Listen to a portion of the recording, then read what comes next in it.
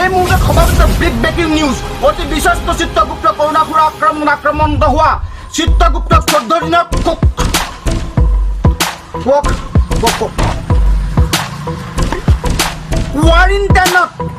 কোৱাৰেণ্টাইনত থকাৰ নিৰ্দেশ দিয়া হৈছে।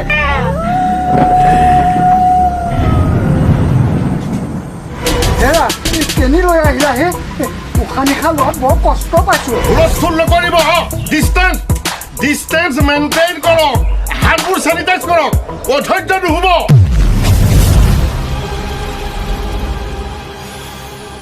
প্ৰভু প্ৰভু, বাহিৰত হৈ আত্মা পৰমাত্মাবিলাকে বৈদ্যহে কথা লগাইছে।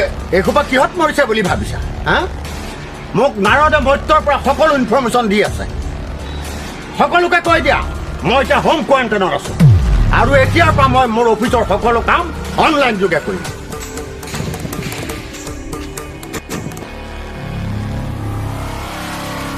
এই হাতৰ চোৱা, এই দৈত্যটা দেখিছো এতিয়া তোমাৰ গাতো প্ৰৱেশ কৰিলে। কোন আছ? পৃথিৱীৰ চাইনিজ শক্তিৰে মহিয়ান হৈ আজি সি পৃথিৱীতে তাকৰ কাৰণ হৈ পৰিছে। পৃথিৱীৰ নৰগণ আজি তাৰ ভয়ত কম্পমান। জানো মই সকলোখিনি গম পাই আছো, কিন্তু গণেশ বাপুৰ মাছখন তৈয়াৰ কৰোঁতেহে স্বয়ং বিশ্বকৰ্মা বৰ সংকটত পৰিছে নহয়।